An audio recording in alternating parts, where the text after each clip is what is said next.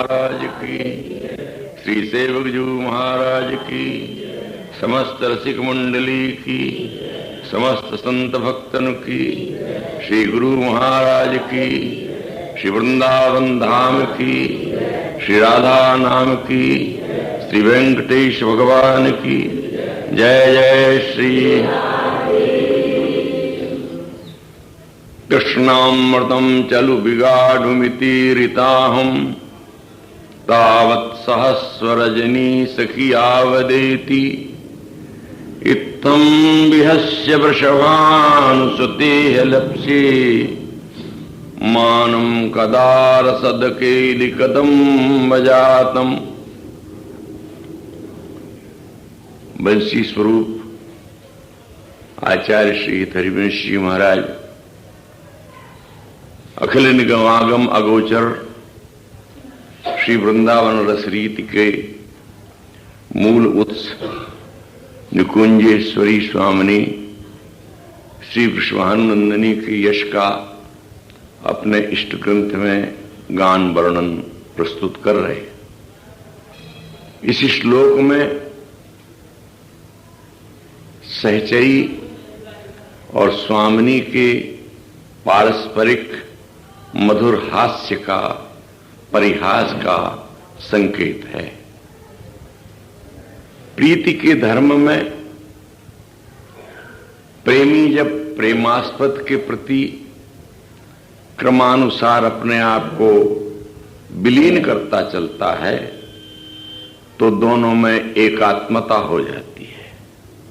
ये एकात्मता ही प्रेम की पूर्णता है। रसास्वाद के लिए भेद है और तात्विक रूप से एकात्मता है, एक रूपता है। इसी को ध्यान में रखते हुए एक जगह श्री भगवत रसिक देव जी ने कहा, हम गुरु श्यामा श्याम के हम शिष्य श्यामा श्याम, ओत प्रोत अर्पण किए तन मन धन निज धाम, तन मन धन निज धाम निरंतर अंतर नाहि। कितनी विलक्षण बात है। हम श्यामा श्याम के शिष्य हैं और हम श्यामा श्याम के गुरु भी हैं, क्योंकि हमने ओतप्रोत अर्पण कर दिया है। हमारा अपना तन मन धन धाम कुछ भी शेष नहीं रह गया है, सब कुछ उसके ही अर्पित हो चुका है। जब ऐसी एकात्मता हो जाती है तब वहां पर भेद नहीं रह जाता। अब दूसरी दृष्टि से विचार करें तो रस तो अनेक दृष्टियों से अनेक रूपों में विराजमान है। वनस्पतियों को घोट छान के पीस करके पानी में मिलाए के छान लो, रस बन गया। चाहे वो नींब का हो चाहे गन्ने का हो। पान का रस, अदरक का रस औषधि के प्रयोग में आ जाता है, उसकी भी संज्ञा रस ही है। आयुर्वेद के शास्त्री लोग विभिन्न धातुओं को जलाकर फूंक करके रस बना देते हैं। अभ्रक की राख कर दिया, वो अभ्रक रस हो गया। लौह का रस बन जाता है, ताम्र का रस बन जाता है। औषधि प्रयोग में वह भी रस कहा जाता है। भोजन के क्षेत्र में जाओ तो ये चोष्य हैं, लेह्य हैं, चर्ब्य हैं। इन पदार्थों में भी 6 स्वाद भरे हुए हैं। कटु है, अम्ल है, तिक्त है, लवण है, मिष्ट है, मधुर है। ये भी रस ही कहे जाते हैं। साहित्य के क्षेत्र में आइए तो श्रृंगार, हास्य, करुणा, रुदन, बीभत्स, रौद्र, वीर, भयानक आदि ये भी रस हैं। मार्ग में सड़ा हुआ कुत्ता, मक्खियां भिनभिना रही हैं, उसकी भी संज्ञा रस है, क्योंकि उससे एक बीभत्सता का, घृणा का मन के भीतर उद्वेग आता है। वीर रस की बात क्षत्रियों को बड़ी प्रिय होती है। युद्ध में वीर रस वो भी एक रस है। परंतु सब रसों में श्रृंगार रस को सर्वोपरिता दी गई है। तहां हास्य रस भी है, हास्य विनोद चित्त की कली को मुखलित कर देता है। हास्य भीतर के आनंद को मुखर करके अधरों पर ले आता है।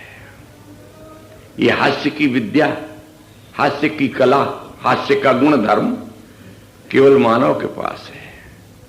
84 लाख योनियों में किसी के पास नहीं है। वे अपने आनंदातिरेक को कैसे व्यक्त करते हों, आप पशु की, किसी अश्व की, गज की, गाय की, भैंसे की हंसी के द्वारा आप नहीं जान सकते किसको वेदना हो रही है कि प्रसन्नता हो रही है। यह हास्य का धर्म, स्वभाव, गुण मनुष्य के पास है। और वाणी की जो अर्थ सहित वाणी का जो विलास स्वरूप है वह भी मानव के ही पास है। और मानव के पास तो बहुत बहुत निधियां हैं। इसलिए तो भगवान की सबसे उत्तमोत्तम कृति है ये, इससे उत्तम कृति नहीं है।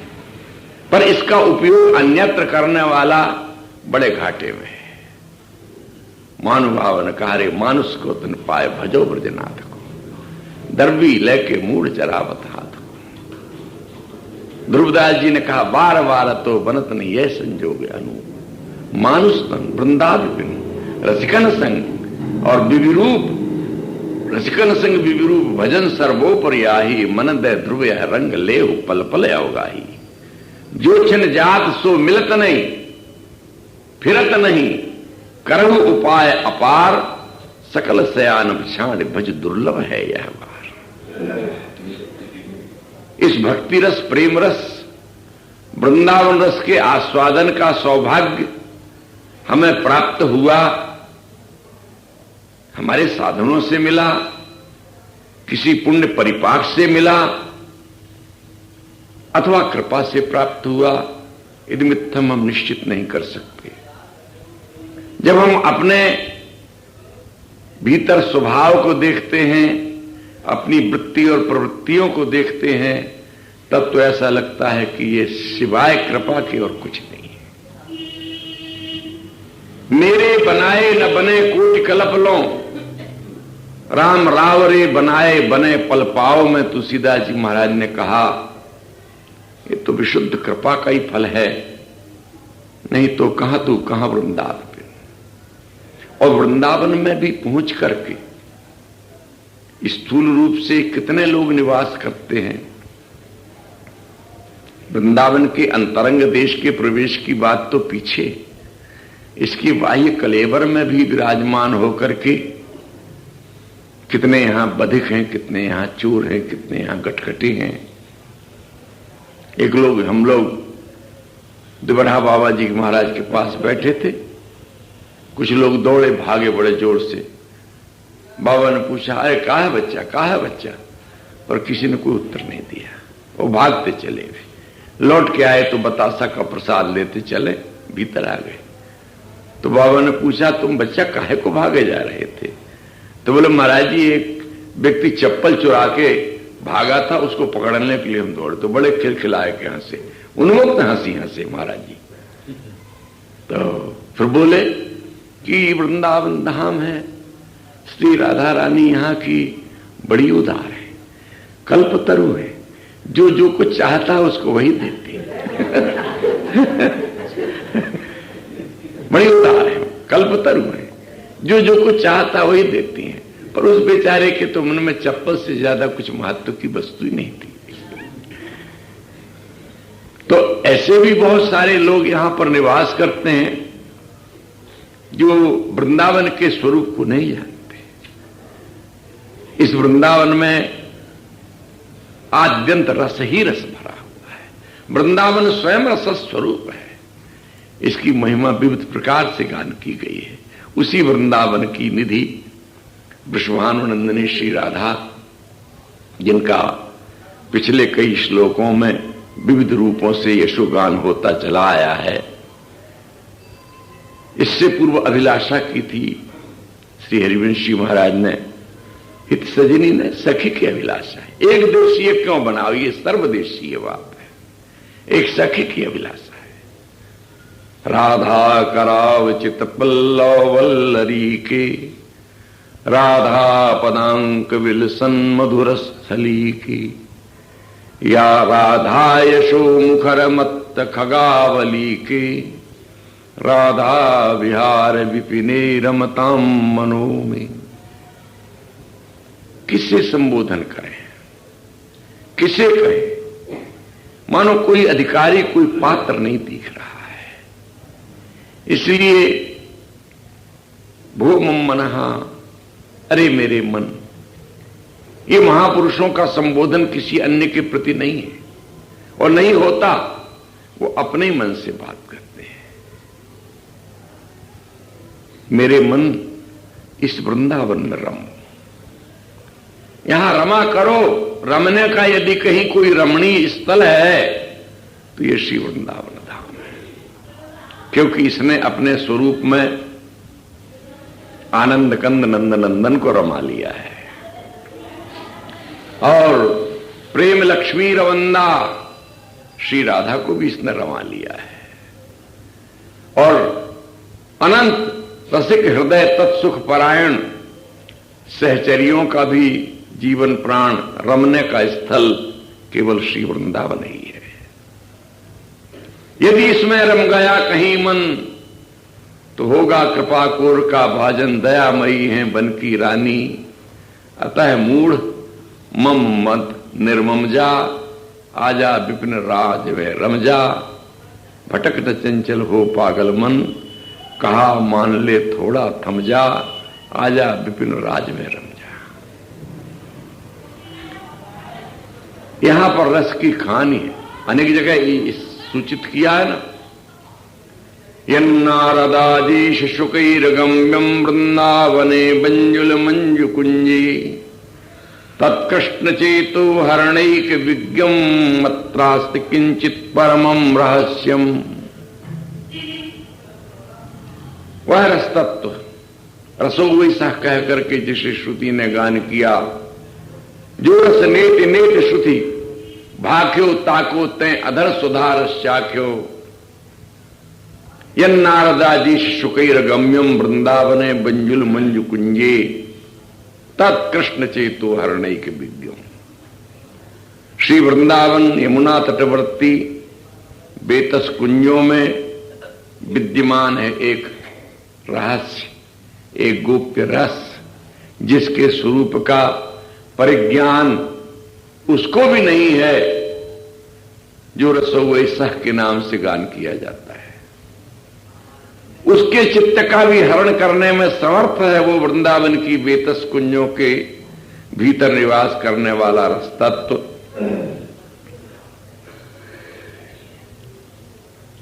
इस श्री राधा तत्व का विविध प्रकार से गान करते हुए यहां इस वन में, क्योंकि वृंदावन की वो संपत्ति है।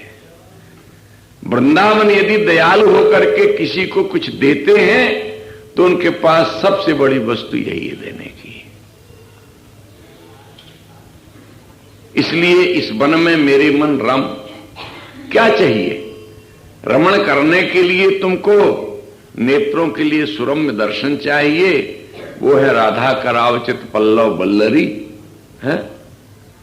और तुमको शयन विश्राम भ्रमण आदि के लिए चाहिए भूमि, वो राधा पदांक वनस्थली है।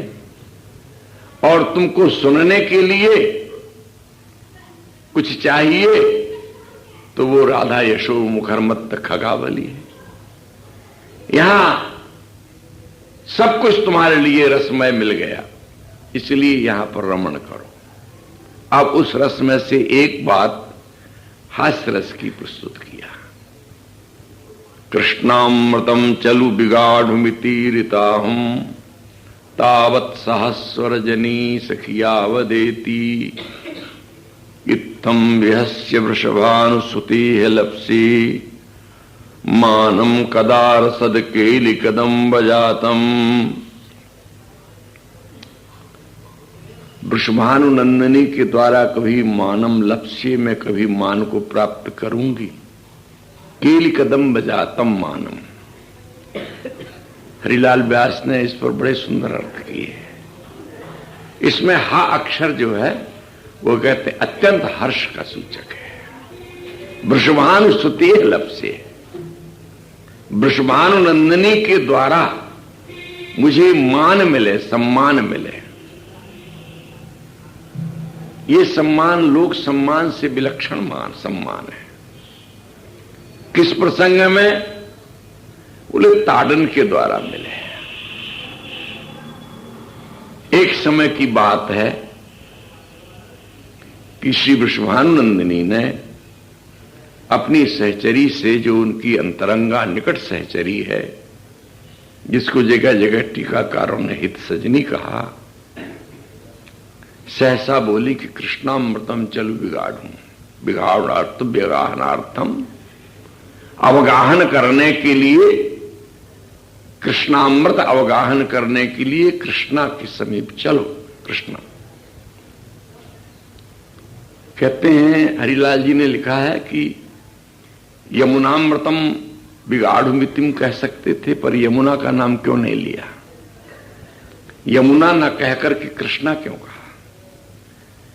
इसमें कृष्ण की शब्द साम्य है, प्रियतम की स्मृति इसमें समाई हुई है।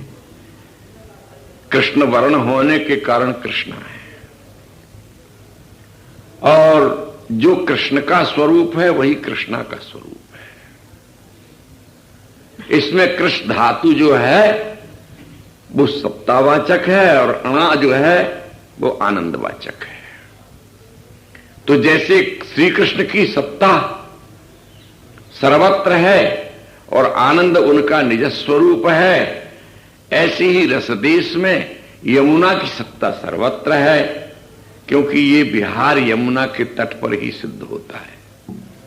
यमुना से हट करके विहार कहीं संभव नहीं है, इसलिए यमुना, यमुना क्यों नहीं कहा? बोले बड़ा कर्कश शब्द है, यम की भगिनी होने के कारण है। यम तो सबको ताड़न देने वाला है, उसका जो धर्म विधान है, किसी को स्वर्ग, किसी को नरक, किसी को कुछ। तो यम जैसा कर्कश शब्द और उसकी भगिनी के नाम से उसको याद करना क्यों संभव नहीं हुआ? बोले स्वामी अत्यंत सुकुमारी है, अत्यंत कोमल है उनका चित्त। वे कठोर वचनों को, ऐसे शब्दों को जिससे दूसरों के चित्त में भय की व्याप्ति हो जाए, क्लेश की व्याप्ति हो जाए, ऐसे शब्दों को वो बोल नहीं सकती हैं। उनकी वाणी से सदा मधुर मधुर ही शब्द निकलते हैं। इसलिए यमुना शब्द का उच्चारण न करके कृष्ण, जो प्रियता का वाचक शब्द है, उससे मिले जुले शब्द कृष्णा कहा। कृष्णामृतम अवगाहनार्थम चलु। कृष्ण के अमृत का अवगाहन करने की दो श्लेष अर्थ है यहां पर। कृष्णामृतम, कृष्णस्य अमृतम कृष्णामृतम, और कृष्णास्य अमृतम कृष्णामृतम। कृष्णा का अमृत और कृष्ण का अमृत। कृष्णा का अमृत तो जल है, प्रेम वारी वाहनी, जयति जमुना विमल बरवारी, शीतल तरल तरंगनी, रत्न बद्ध वितटी विराजत, प्रमुदित प्रमुदित विभित सरोजगन चक्रवाद कुल हंस राजत, कूल विशद बन द्रुम सघन लता भवन अतिरम्य, नित्य केलि हरिवंश हित सुब्रह्मादिकन अगम्य, जयति जमुना विमल बरवारी। विमल बरवारी शब्द तो वारी ही है, जल ही है, तथापि अत्यंत अमल है, विमल है, विशेष रूप से मल रहित है। तात्पर्य अमृत स्वरूप है। वैसे भी महानुभाव कहते हैं श्री गंगा में ज्ञानामृत प्रवाहित होता है, और नर्मदा में तपोवारी प्रवाहित होता है, और श्री यमुना में प्रेम वारी प्रवाहित होता है। प्रेम का जल प्रवाहित होता है। तो जो प्रेम का जल है वही अमृत है। हम प्रेम वारी में अवगाहन करने चाहिए। पर सहचरी ने जब इस बात को सुना तो उसने उसको हास्य सूझा। उसने उत्तर दिया, तावत सहस्र रजनी सखी यावदेती, यावत रजनी ना अच्छती तावत सजनी सहस्र। जब तक रात नहीं आ जाती है तब तक सजनी किशोरी जी, यहां सख्यत्व, सजनी शब्द से स्वामिनी और दासी के संबंध को एक बार तिरोहित करके निकटता में सखी को अपनी सखी से परिहास करने का अधिकार है। दास को, दासी को अपनी स्वामी से, स्वामिनी से परिहास करने का अधिकार नहीं है। यदि करता है तो अवज्ञा है, अपराध है। पर यहां पर दासी और स्वामिनी का संबंध मानो तिरोहित करने के लिए सजनी शब्द का प्रयोग किया। जब तक रजनी नहीं आती है तब तक हे सजनी आप थोड़ा धैर्य रखिए। ये व्यंग्य में बात हुई। रात्रि में यमुना स्नान का इससे बोले नहीं, कृष्णस्य अमृतम अधरामृतम, कृष्ण का अमृत है, श्री कृष्ण के अधरों का रस पान करना ही अधरामृत है। और ऐसा जो अधरामृत पान है किसी भी प्रेमिका नायिका के लिए दिन में शोभन नहीं होता, वो रात्रि में ही शोभन होता है। प्रेम की, रस की, काम की, सीधे शब्दों में कहो जितनी भी स्मर केलियां हैं इनकी शोभा रात्रि में है। आप जितने भी रस ग्रंथ हैं उठा करके पढ़िए तो रात्रि जब तक नहीं आती तब तक स्वच्छंद रूप से आपको कृष्णामृत अवगाहन करने में संकोच ही होगा, भय की ही व्याप्ति होगी।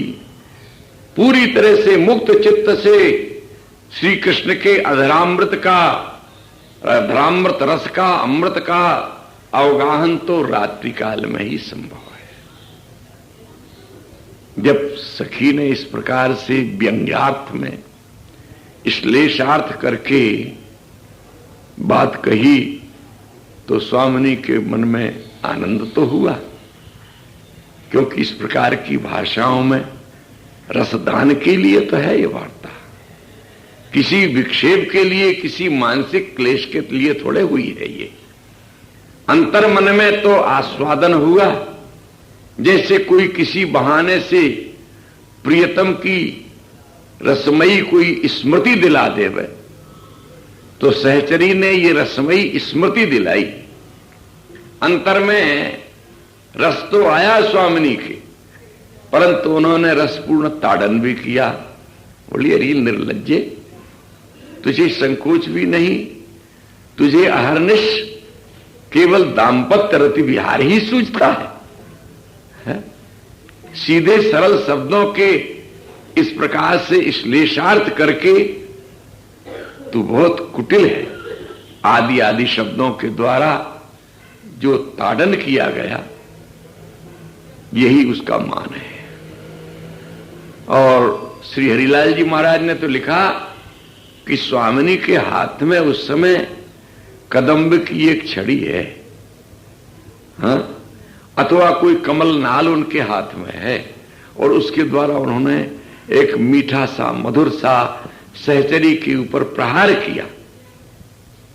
जा, मैं तुझसे कोई बात नहीं करूंगी, तू हर बात को इसी तरह से व्यंग्य के रूप में प्रकट करती है। इत्थम विहस्य, इस प्रकार से मैं वृषभानुनंदिनी से एक हास्ययुक्त बात कहूंगी और उससे प्रेम का ताड़न रूप मान प्राप्त करूंगी। ये कृष्णामृत अवगाहन की बात दो स्थितियों में मानी है। एक प्रातः काल मानी